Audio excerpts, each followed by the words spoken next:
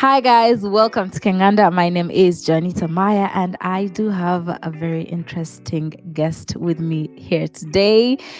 Please introduce yourself to the people, tell the people who you are, what you do, and whatnot. Hey everyone, I am Jasmine Church, also known as Jazzy Jet Sets across all social media platforms. And I am a bit of a global citizen. I am an international development professional and also a digital creator.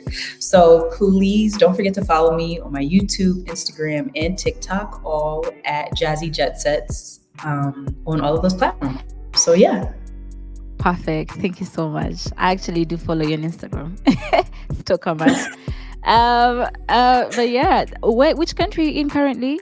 I'm currently in South Africa. I've been here for Okay. a few years now. Okay, that's nice. Yeah, Now, just to give the people a brief, you lived in Uganda. Well, did you leave? You worked in Uganda before. Could you just tell yeah, us sure. the time from? Yes. Sure. So I actually lived and worked in Uganda from, say, fall 2015 for about 1 year. I did this program with Princeton University called Princeton in Africa, where I was working with this infrastructure development organization and living in Kampala and really just living my best life during that time. Well, I hope you did. Kampala is a good city. On a good Yeah, day, it's a good city. I Yeah, think. yeah. Okay. I watched your interview with Dear Diaspora. Shout out to her. A subscriber of ours saw you over there and said Kinganda should So, reach out. So thank you to him. You talked about being called a muzungu in Kampala. You know, yeah. for those who don't know, muzungu, they usually call white people muzungu. That's like in Uganda. It's like a white person is called a muzungu, and you being black, you are also being called a muzungu. Tell Yes. us about that. Okay.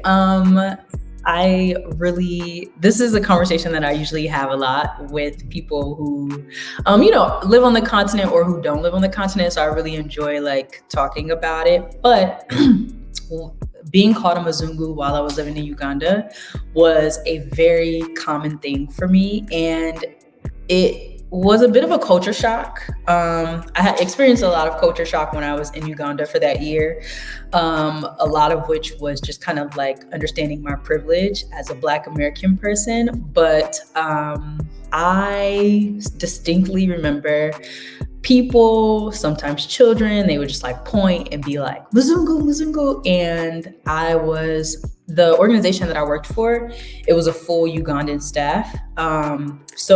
Which was great for me because that means I had people who were from the culture and from the country to really like explain certain things to me and what they meant. So I went to work one day and was like, hey guys, hey guys, this kid called me this name. What does it mean? And they kind of like laughed at me and told me that it means white person. And I was devastated. I was, especially, just like as a Black American, when you think about the historical context of being Black in America, this is like when I moved to Uganda for that year, it was my first time living abroad. And it was also my first time, I believe, on the continent as well. So there was just so much that I needed to learn. But I just remember being in complete shock that someone would look at me and see, white person. And for the most part, my hair, I had my hair dyed like kind of like an orange kind of blonde color. So when I asked my coworkers about it, they were like, but look at your hair. And I was like, but no. And in my mind, my hair was natural. Like I'm talking like pretty fro, like a nice solid fro, a little curl coil, but like very thick. And you can braid my hair with some like braiding hair, Yeah. so for me I thought that was very like Black. And my coworkers were like, nah, look at you, look at your hair, bro, what do you mean? And I really thought that it was about my hair. But one time I went to get my hair braided when I was in Uganda.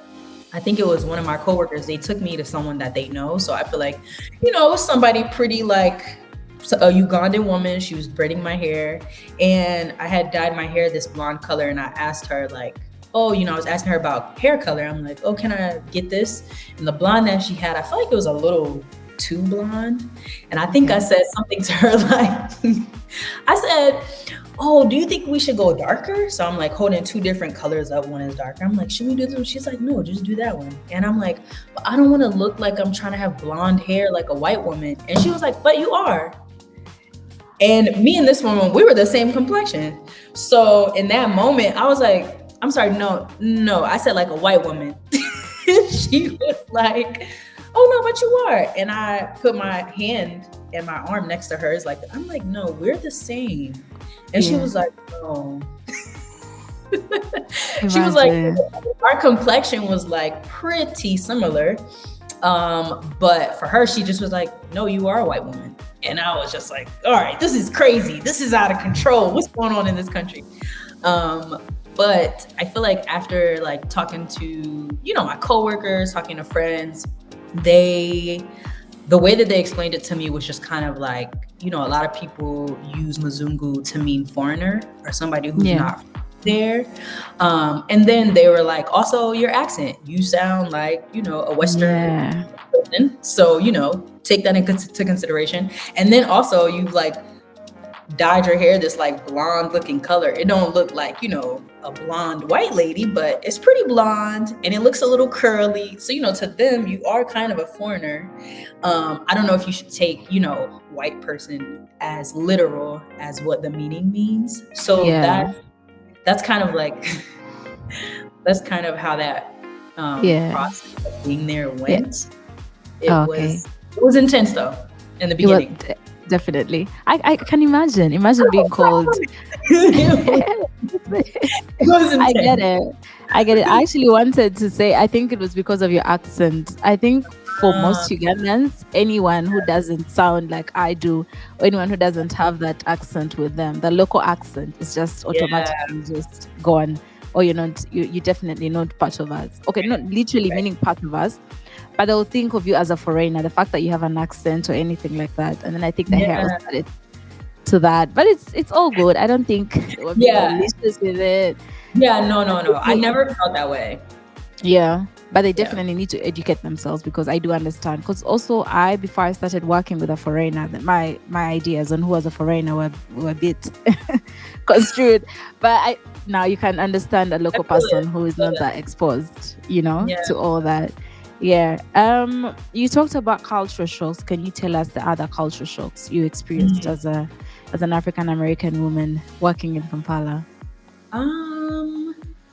I would say, without divulging too much information, I will say one of the culture shocks for me was, I think, just the culture of the way that men and women interact.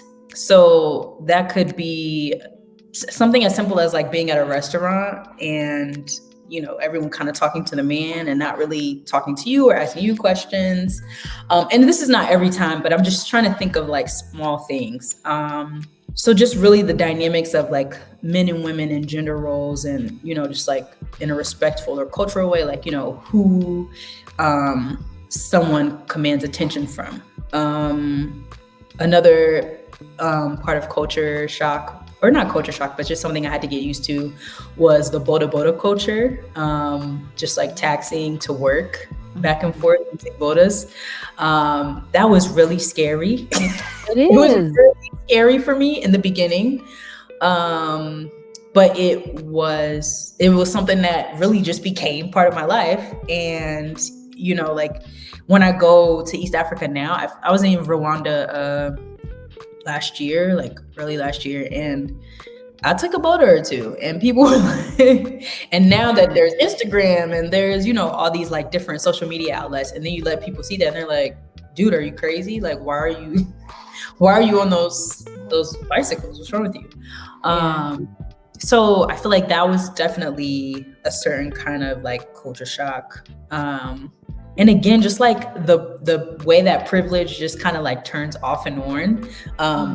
The time when I was in Kampala, there were a lot of white expats there, which I feel like East Africa just usually has a lot of white expats in a lot of the countries there in the major cities. So, and at that time, this was my first time living abroad, my first time being an expat myself. So I didn't really understand that. I was just kind of learning on the go. And one of the things that was pretty shocking for me was just the way that my privilege would like flop back and forth. So if I was maybe like, with a group of my Ugandan coworkers or my Ugandan friends, and we were trying to get a boda, and you could see the boda would not, and if I would be quiet, of course, and let them kind of like flag the boda down, and the bodas would not like stop for them sometimes, because I guess they're just like, whatever. But if I was the one who like would flag down a boda and they heard my accent, they would come to me very quickly, right? But if I was with my white expat friends, the bodas would not come to me. Like I wouldn't really talk. They would just, it's always like, I'm not really flagging down anyone. But the group that I'm with, if it's like my group of like white expat friends and they're like flagging down a boda, it would be hard for them to, like the bodas wouldn't really want to come to me. And I don't know if they thought I was Ugandan, or because on one hand, it's like, maybe they can tell I'm Western, but maybe it was more so like, now you standing here with these, you're standing here with these white people and you black, I'm gonna go to them. They probably gonna pay me, So I feel like it was just like those small instances where you feel like, oh, my privilege is just like turning on and off, kind of, depending on the environment or setting that I'm in. Okay. So that was different. Yeah. Before we go any further, when you say and the privilege was turning on and off, could you give us instances where the privilege was turning on for an African American? Yeah. Okay. So I don't know if this is an example, but I'll give it. I was featured in, I should have pulled them out before I started this interview, but I was featured in the Ugandan, like 2 local newspapers, just randomly. And I don't know if this was privilege, but I kind of felt like, how of all the people, that I'm just like, one was at a football game, soccer game, right? I happened to be like one of the people who were kind of like still around at the end, and I think Uganda won, and I like was just kind of cheering, and I had on the Ugandan team soccer jersey.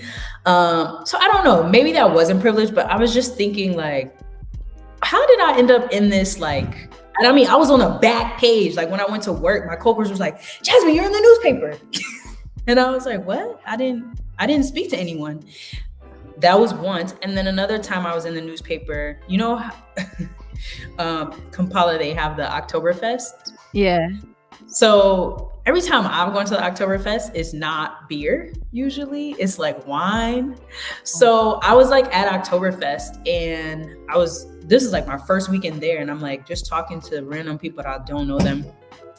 And I happened to be like talking to this guy. And then like the next Monday when I went to work, my coworkers like pulled up the newspaper, and it's like, beautiful woman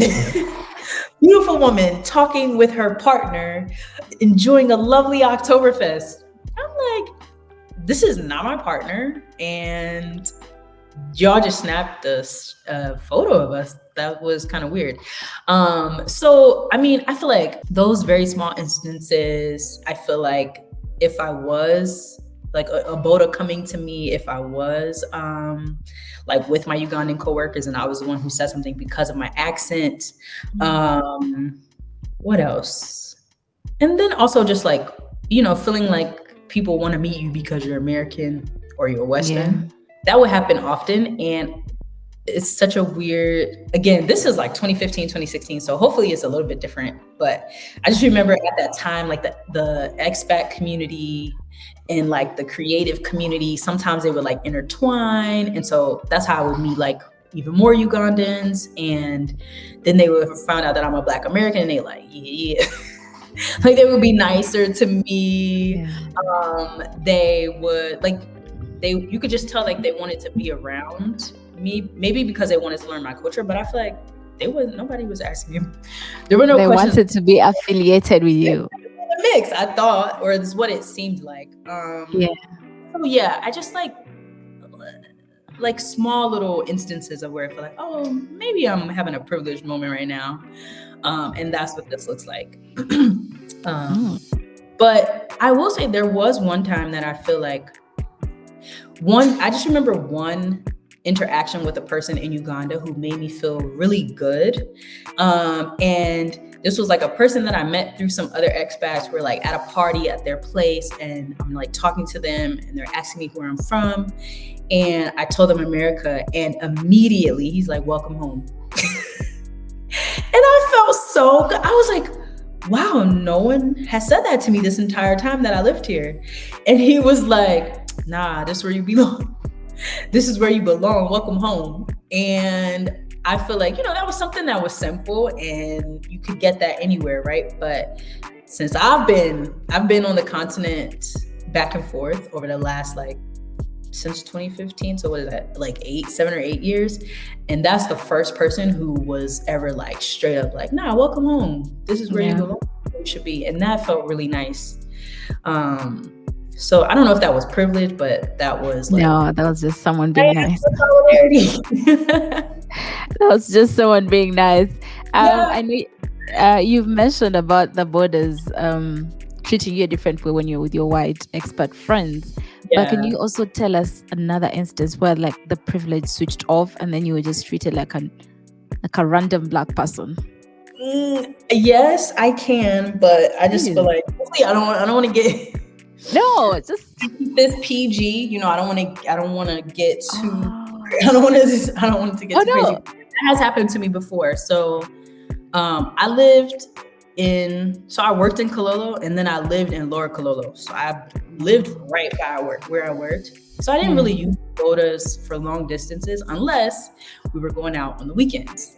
And when I was just going back and forth to work, I had a pretty easy time. And I feel like the place where I lived in Lower Kololo, I think it was near a police fort or a military fort or something like that.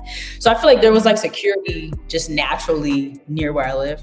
So one time I got a boda to go home, and I think that, I don't think the boda was new. It just was my first time taking this boda driver. And usually, I'm paying the same amount for a boda ride. And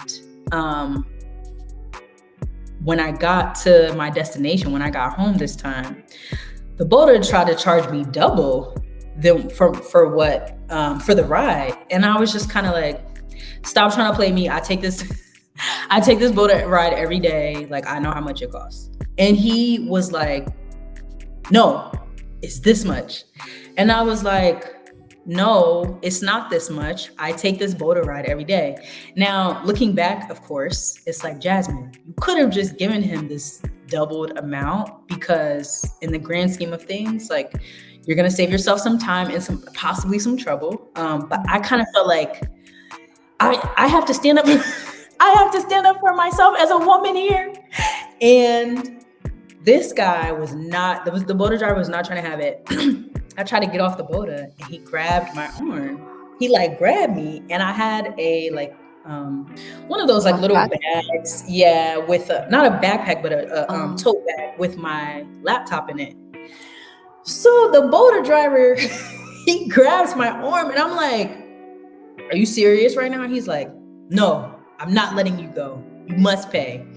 And we are near my home. And remember, I told you that I live near this police fort. So there were a couple of police officers up the street, kind of just standing around. I think that they must have been doing something. Something must have been happening. But anyway, they weren't paying attention to me and this boda driver. So I started jumping up and down excuse me. I'm trying to get the police officers' attention. And I think it's maybe 2 men and a woman, or maybe 2 men and 2 women who are police officers. So I finally get their attention, and the boda driver gets off the boda. He lets me go because I run over to them. I'm trying to get off, and I run over to them, and he runs over to them too. It's these 4 Ugandan police officers. I'm standing there. I'm like, this is what happened. He put his hands on me, and I just can't believe this. And I go through this whole spiel for 3 minutes. And then he speaks in Luganda real quick, and they look at me and they're like, you need to pay him. I was like, and even the woman was like, sister, you must come. You must pay him. And I was like, wait a minute. He put his hands on me. This is how then I started getting real, this is how you treat women in this country. You don't care. You don't care that he put his hands on me. And they were like, just pay him. Just you must pay him. And I feel like that was a time when, listen, the accent didn't help. It didn't matter how much money I had, because I had money, and it didn't matter. Like, it just didn't matter who I was. It didn't matter that I was a woman. And I feel like this man was like kind of abusive a little bit. Like, he's like grabbing me, he's twisting my arm. They were just like, nah, you need to pay him. So I was really upset. I like threw the money at him. I threw the money in his face, and they are like, oh.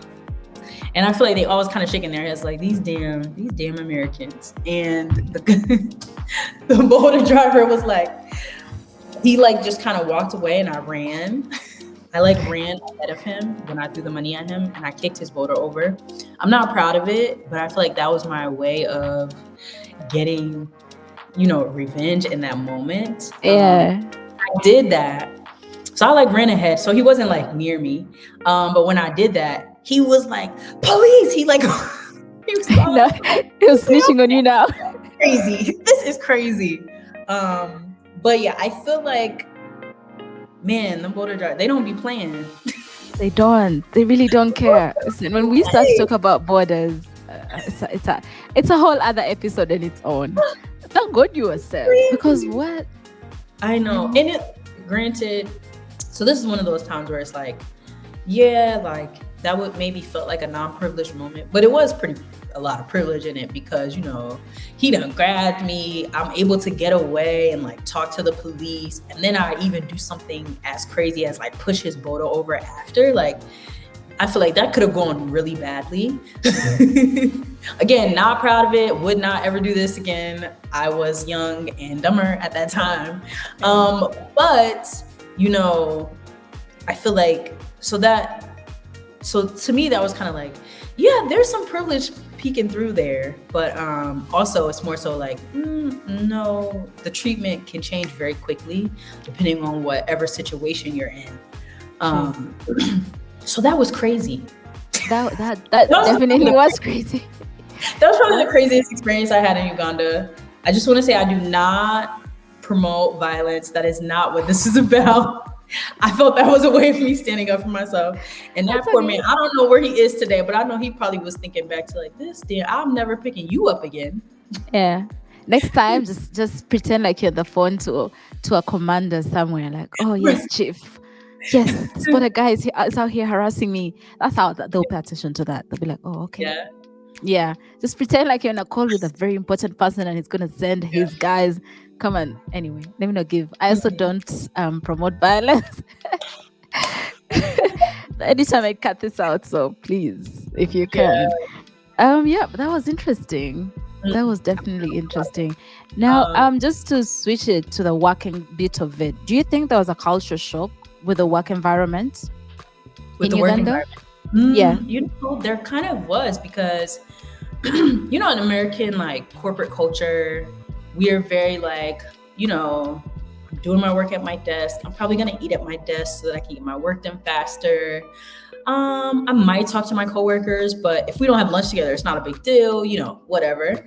But I remember the first few weeks of being in Uganda and not eating with the rest of the team. Not because I didn't want to, but because I was just literally oblivious and still stuck in like corporate culture. Prior to moving to Uganda, I was in banking for like 5 years. So I was like, every day I was eating my lunch at my desk. And one time, one of my coworkers came over to me while I was eating lunch, and he was like, "What's wrong with you?" And I was just kind of like, "Oh, I'm fine. Like, I'm having a great day, blah, blah, blah." And he was like, "Well, then why are you eating here?" And I was like, "I'm eating at my desk. Where does everyone else eat?" And he was like, "We eat every day in like the like kitchen room. There's like a full table, and we sit around the table and eat every day." I had no idea that they were just eating like family style in the like kitchen room. And I feel like that was like a really clear, like, Jasmine, you're in a new office, in a new country with a new culture. You have to pay a little bit closer attention to like, how they do things, and, the way that they approach individual time, lunchtime, clock-in time, leaving time. And yeah, after that day, I spent every day having lunch with my Ugandan coworkers at the table. We would have very crazy debates. We one time debated it. I think this was around the time when like Kim Kardashian was like naked on one of these magazine covers, and my Ugandan coworkers were like, we were like having lunch at the table, and they were like, Jasmine, this is crazy. This is crazy. This woman is naked. And I'm like, no, guys, she's a woman. She can be naked if she wants to. Like, you can't control her. And they're like, if she was in Uganda, she would be in jail. And I'm like, no, that doesn't make any sense. She's just being a free woman. It's not right. And then one of my coworkers was like, Jasmine, don't be bringing that Western nonsense over here, which I really appreciated that like exact wording and sentiment. Cause I was like, you know what? Let me shut up.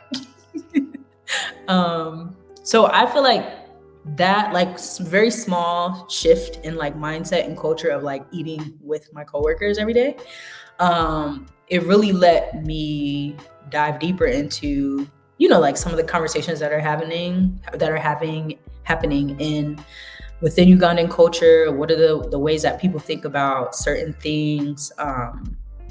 And I feel like that was probably one of the most rewarding elements of living in Uganda for that long, because I just feel like I got to make real friends and have like better understanding of, you know, the perspective of Ugandans in the country. So that was cool.